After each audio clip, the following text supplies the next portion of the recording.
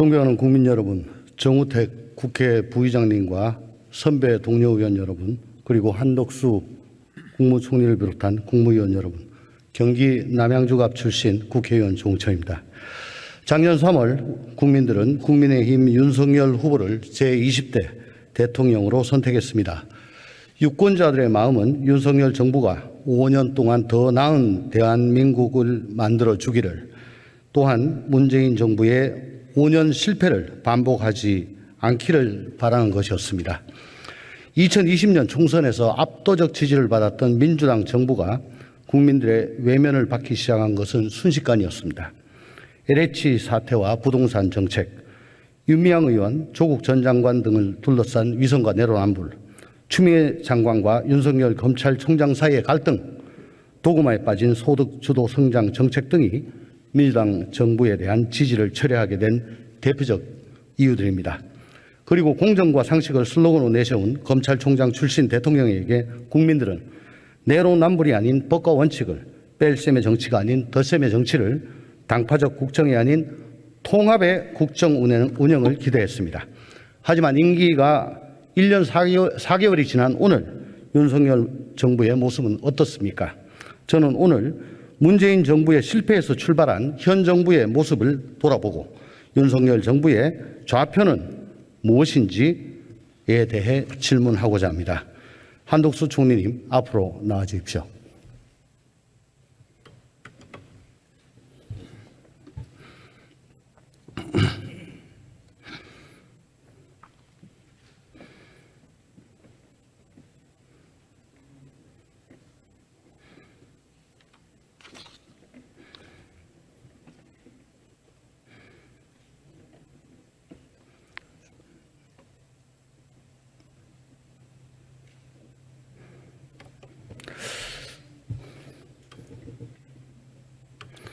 총리님, 윤석열 대통령께서는 국정 운영과 관련해서 항상 법치주의를 강조하고 계십니다. 총리께서 생각하시기에 윤 대통령이 지향하시는 법치주의는 과연 어떤 거라고 생각하십니까? 법에 관해서는 저는 의원님께서 최고의 전문가라고 생각합니다. 그래도 국정을 통할하시는 총리께서 말씀드리기는 그렇습니다만, 네.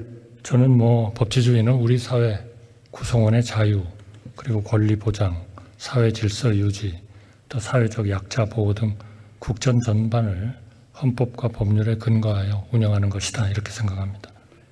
룰 오브 로와 룰 바이 로가 있는데요. 자료를 한번 좀 보시죠. 지금 보시는 자료는 헌법재판소에 제출한 법무부의 권한쟁의 청구서 일부입니다. 거기에 보면 법에 의한 통치를 의미하는 개념이다라고 되어 있습니다. 룰 바이 로라고 되어 있죠. 대통령이 말씀하시는 법치주의가 과연 법무부가 정의한 법에 의한 통치, 룰 바이 로다, 이렇게 생각하십니까? 저는 룰 바이 로는 아니라고 생각합니다. 룰 오브 로죠. 그런데 왜 법무부는 저렇게 했죠? 글쎄요, 제가 법무부의 해석은 잘 모르겠습니다. 이따 필요하시면. 네, 알겠습니다. 법무부가 정의한 룰 바이 로는 법치주의가 아닙니다. 총리께서 정확히 말씀하셨다시피 룰 오브 로가 돼야지 룰 바이 로는 아닙니다. 법치주의는 국민들한테 법을 잘 지켜라, 공권력을 잘 따라라 라고 하는 게 아니고, 기본권 보장을 위해서 통치자의 자의적인 권력 행사를 법으로 엄격하게 제한하는 거 아니겠습니까? 네, 그래서 저걸 보고 너무 놀라서 의법치국이란 말이 있습니다. 들어보셨습니까? 의법치국. 시진핑이 룰 바이 로에 가깝겠죠. 쓰는 말입니다. 그게 바로 중국식으로 룰 바이 로를 쓴 건데요. 저렇게 의법치국이라고 하는 중국식 표현이죠. 그래서 총리께서 룰 바이 로는 법치주의가 아니라고 말씀하신 게 극히 다행이다라고 생각합니다. 결국 법치주의는 국민들이 대통령과 정부에 요구하는 것이지 대통령이 국민들에게 강요하는 수단이 돼서는 안 된다. 그런데 최근 제가 보기에는 대통령과 정부가 국민들에게 법을 지키고 지키지 않으면 공권력이 강제할 수 있다, 이런 식으로 자꾸 되는 것 같아서 걱정스러워가지고 여쭤봤습니다. 다음으로 덧셈의 정치에 대해서 말씀드리고자 합니다.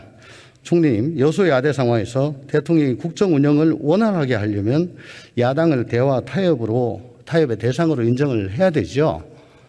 당연한 일이고요. 대통령께서도 그런 덧셈의 정치에 대한 의지가 강하시다고 저는 알고 있습니다. 근데 제가 보기에 정부가 국회 무시 전략 또 상권 분리 원칙을 훼손한 거 아니냐, 입법부 위에 군림하고자 하는 거 아니냐 의문이 들 정도입니다. 국무위원들의 거친 언사와 태도를 보면 그렇습니다. 일부 장관들의 태도를 보고 있자면은 뭐 지금 이 자리에 계시지만 한동훈 장관, 원희룡 장관 이분들 보고 있자면은 국민의힘이 국회 무시라고 하면서 혀를 내두르던 추미애 전 장관이 떠오르지 않을 수가 없습니다. 그런데 대통령께서는 최근 국무위원들에게 여러분들은 정무적 정치인이기 때문에 말로 싸우라고 그 자리에 계신 것이다, 전사가 되기를 요청하셨습니다. 총리님 생각 어떠십니까? 오늘 이 자리도 정무적 정치인으로서 야당과 싸우기 위해서 나오신 건 아니시죠?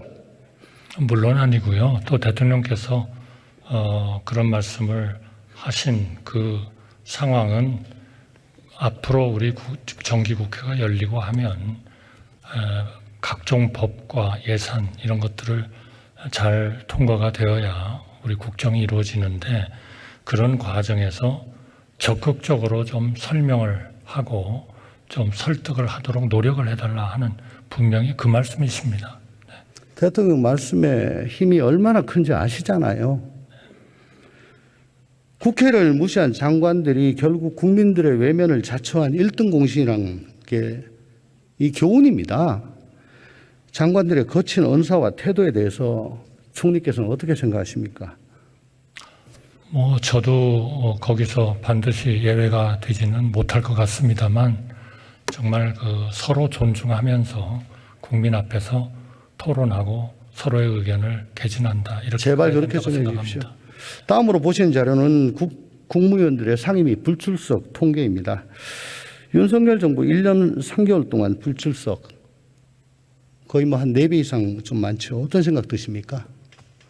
이 사정에 따라서 다 좀 다르지 않을까 싶습니다. 좀 글쎄요. 하나하나 케이스를 좀 잘 봐주셨으면 좋겠습니다.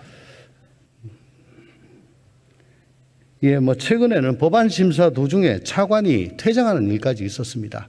정말 경악스럽지 않을 수가 없습니다.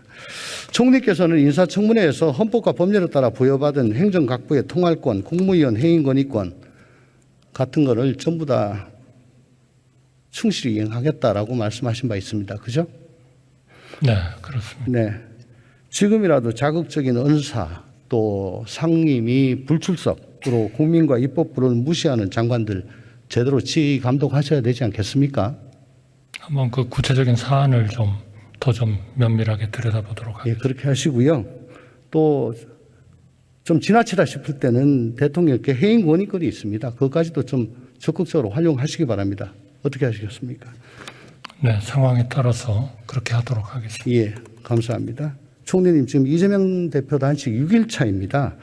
19년도에 황교안 대표께서 단식을 하실 때 강기정 정무수석, 이낙연 총리가 먼저 찾아가셨고 6일째에는 이해찬 여당 대표가 찾아가서 각각 손을 잡고 단식 풀어달라고 요청을 했습니다. 이게 정치의 본령이고 최소한 금도라고 생각합니다. 총리께서 대통령께 건의해서 비서실장이나 정무수석으로 하여금 야당 대표 찾아가지고 만나도록 건의할 생각 없으십니까? 한번 검토를 해보겠습니다. 오늘 대정부 질문 마치시고 바로 요 앞인데 나가신 길에 야당 대표 만나서 손 한번 잡아주실 의향 없으십니까? 네, 그럼 생각해 보겠습니다. 가급적 좀 적극적으로 좀 해주십시오. 이게 금도가 아닌가라고 생각을 합니다. 예, 총리님 들어가셔도 좋습니다. 법무장관님 나와주시기 바랍니다.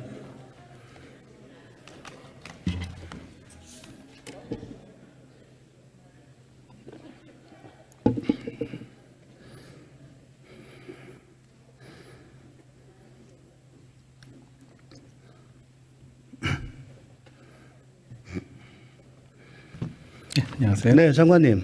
예. 사면권은 대통령의 고유권이지만 매 정권마다 논란이 많았습니다. 매번 의견들이 많습니다. 예, 올 8.15 때 대통령께서는 김태우 전 구청장을 사면을 하셨죠. 그런데 예. 김 청장은 사면되자마자 법원 판결이 정치재판이다라고 말씀하셨고 자신은 공익신고자다 이렇게 대대적으로 말씀하시고 지금 예비 후보로 등록을 하셨죠. 근데 판결문을 보면은 사법부는 1, 2, 3심 전 신급에 걸쳐 가지고 김정구 청장이 공익 제보자가 아니다라고 판결이 확정이 되어 있습니다. 그런데 법무부 사면심사위원회의 위원인 검찰국장은 김태호 전 구청장이 내부 고발자인 점이 감안됐다. 뭐 공익 제보자, 내부 고발자 같은 취지라고 보여집니다. 제가 보기에는 사면권은 사법부 재판의 중대한 예외입니다. 그렇기 때문에 사법권을 무력화시키는 방향으로 행사돼서는 안 된다는 내재적 한계가 있지요.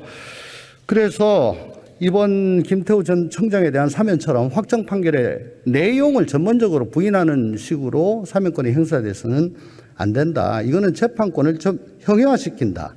또 상권 분립을 정면으로 훼손하고 사법권의 뿌리를 흔드는 행태다라고 저는 생각합니다. 장관님의 견해는 어떠십니까? 예, 먼저 개별 사면 역시 대통령의 고유 정치적 결단이니까 실무자로서 상세하게 말씀드리는 건 적절하지 않아 보입니다만 아마 검찰국장이 말한 취지는 위원님 말씀하신 그 공익신고라는 거는 법률상 정해진 죄에 대해서만 할 수 있게 절차적으로 되어 있지 않습니까? 그 판결은 아마 그걸 부인한 것이고 기본적으로 내부 고발의 성격은 사실 어차피 그런 면이 있다고 봅니다. 왜냐하면 조국 전 장관이라든가 유재수 씨라든가 이런 부분들 그리고 환경부 블랙리스트 일부 유죄 확정된 부분이 있어서 그런 부분을 다각적으로 고민하고 결정하신 것이라고 저는 생각합니다. 그리고 사면권이라는 것이 위원님 잘 아시다시피 사실 그게 유죄 판결이 난 것을 사면하는 것 아닙니까? 무죄 판결은 당연히 사면이 아니죠. 그러다 보니까 매번 할 때마다 여러 가지 찬반 의견들이 많은 것으로 알고 적어도 개인적인 생각이 좀 있습니다만 뭐 공무를 수행한 사람 입장에서 그걸 내세울 건 아니고요. 그렇지만 그 사람이 어떤 판결 자체에 대해서도 양심적인 어떤 그 입장을 가진 것 있지 않습니까? 그 자체가 사면을 하는 데서 고려 대상일 수 있지만 절대적인 기준은 되기는 어렵습니다. 어차피 본인 양심의 자유가 있으니까. 예를 들어서 전에 한명수 전 총리 사건 같은 경우에도 대법원 판결에서 굉장히 반발하는 입장이셨지 않습니까? 그렇지만 이제 사면 복권이 되셨고요. 그런 전례를 감안할 때 결국은 대통령의 정치적 결단으로 이해해 주시면 될 것 같습니다. 예, 제가 말씀을 드리고자 하는 거는 확정 판결에 적시된 내용은 우리가 존중을 해야 된다. 저도 그렇게 생각합니다. 예, 이거는 그렇지 않은 것 같아서 제가 말씀을 드린 겁니다. 앞으로도 법무부에서 사면 심사를 할 때 확정 판결을 존중을 해 주시기 바랍니다. 위원님, 저희는 대법원 확정 판결을 존중합니다. 예, 요거는 아닌 것 같아서요. 예, 들어가셔도 좋습니다. 총리님 나와 주시기 바랍니다.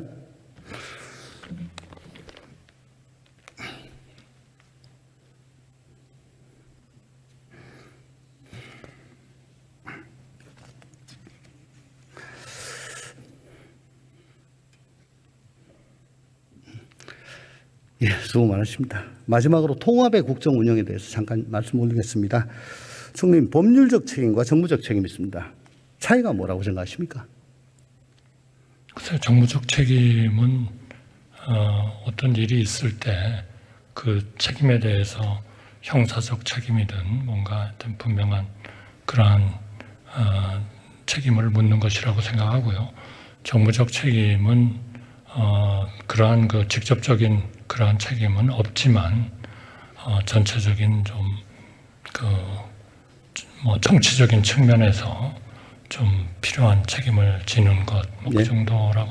예, 뭐 저도 비슷하게 이해하고 있습니다. 대통령께서 이태원 참사 직후에 고위직 책임 요구에 대해 가지고 책임이란 것은 있는 사람한테 딱딱 물어야 된다라고 말씀하셨습니다. 이때 책임이란 것이 법적 책임입니까? 정무적 책임입니까? 어떻게 이해하셨습니까, 총리님? 글쎄요, 이제 미국 같은데 그 9/11 사건 같은 것들이 있었을 때는 사실 정무적 책임은 전혀 없었죠. 저희는 이제 정무적 책임을 요구했었는데 이 법적 책임으로 들렸거든요, 그때. 이제 미국의 경우를 제가 지금 말씀드리는 겁니다. 9.11 사태 때 여러 가지 뭐 정보의 좀 잘못된 해석이라든지 이런 것들도 그 원인 중에 하나 아니었냐 하지만 정무적 책임은 없었습니다. 그러니까 나라별로 그것을 운영하는 것은 조금 다르지 않겠나 싶습니다. 글쎄요. 지금 이 정부 들어서 이태원 참사, 오송 참사, 잼버리 부실 운영 등 온갖 국정 난맥에도 고위직은 제대로 책임을 지지 않는 것 같습니다. 대통령제 국가에서 행정부 수반이죠. 대통령은. 그렇지만은 임기가 있고 또 헌정 중단이라는 부담이 있기 때문에 대통령한테 책임을 지우기가 힘들어서 국무위원들이 일종의 대속의 개념으로 정부직 책임을 져왔습니다. 그동안에 사건 사고가 대형 사건 사고가 발생할 때마다 정부직들이 정부적 책임을 쭉 져왔습니다. 지금 보시는 바와 같이. 근데 이 정부는 고위직은 책임을 회피하고 권한만 누리고 있는 반면에 일선 실무 공무원들한테 사정의 칼날을 들이대서 책임을 지고 있어요. 이번 잼버리 부실 운영의 이면에도 이런 실무 공무원들의 공포가 이면에 있다고 생각을 합니다. 열심히 일하다가 열심히 일한 며느리가 접시 깨는데 그 접시 깼다고 나중에 온갖 책임 다 씌우고 형사 책임까지 지우니까 그러면 뭐 나 접시 안 닦아야지 하는 거 아니겠습니까? 근데 고위직은 법적, 정부적 책임도 안 지고 그냥 있는 거예요. 이게 결국은 공직사회의 복지부동으로 이어지는 거 아니냐. 잼버리 같이 아무도 그 탄탄한 공직사회가 완전히 가만히 있는다. 어떻게 생각하십니까? 그런 거를 좀 일률적으로 말씀하시기는 굉장히 어려울 것 같습니다. 우리 세종 그 참사의 경우에는 저희가 행복청장을 정무 책임을 물었고요. 그러니까 대개 이제 어떤 사안에 대한 그 이유 이런 것들이 좀 밝혀지면 통치권자로서는 당연히 어떤 그런 총리님, 형사적 159명의 함께 국민이 서울 한가운데서 영문도 모르고 돌아가셨습니다. 아니 그러니까요. 예. 그런 그 책임을 거기에 대해서 제대로 책임지지 않는 거에 대해서 아직도 국민들은 납득을 못하고 계십니다.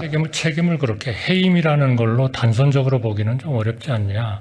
그럼 어떻게 해야 예를 들면 될까요? 그 대책을 잘 만드는 일을 어떤 사람이 할 수 네, 있다. 이 후유증은 그것도 오래 갈 겁니다. 하나가 될수 공직사회가 움직이고 있지 않습니다. 자, 딴 거 묻겠습니다. 총리님 혹시 ABO라고 들어보셨습니까?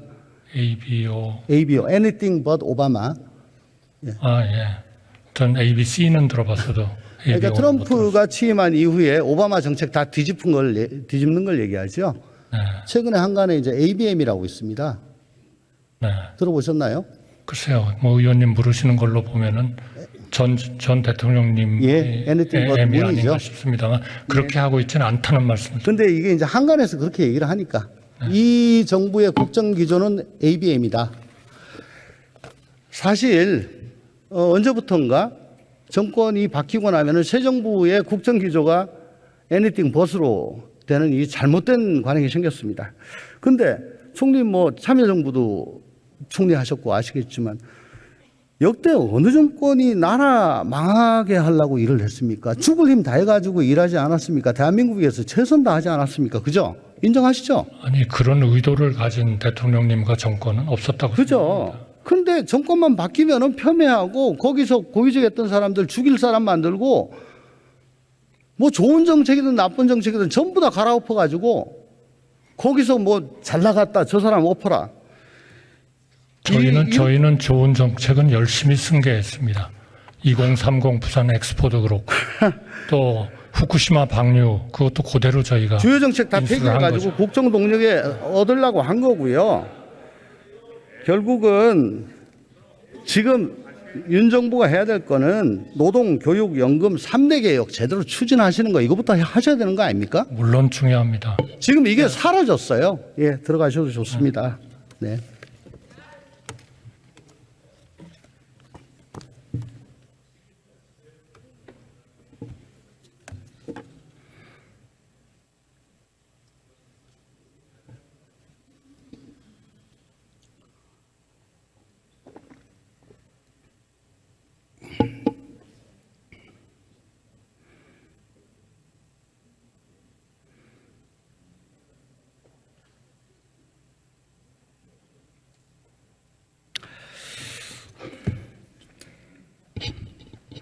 윤석열 대통령이 일관하여 문재인 정부에 대한 부정을 자양분으로 삼고 있다고 생각합니다. 문재인 정부를 부정하면서도 과오만은 그대로 답습하고 오히려 더 퇴행하고 있습니다. 적폐청산은 이권 카르텔로, 친일 기득권은 반국가 세력으로 대체되었습니다. 특수부 검사는 감사원, 검찰 등 모든 사정기관으로 자리를 잡았고 청와대 정부는 용산정부로 이름만 바꾸며 여전히 만기 칠남식 통치를 하고 왕수석은 왕장관과 실세차관으로 대체되었습니다.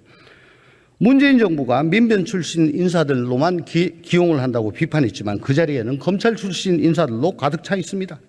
대통령은 책임을 묻는 자리가 아니라 책임을 지는 자리입니다. 질문을 하는 자리가 아니라 국민들의 물음에 답을 하는 자리입니다. 과연 무엇을 하기 위해 대통령이 되었고 5년 동안 무엇을 하시고 싶은지, 그리고 임기를 마친 5년 후에는 어떤 대한민국을 만들고 싶으신지 이제는 국민들의 절절한 질문에 답을 해 주실 차례입니다. 경청해 주셔서 감사합니다.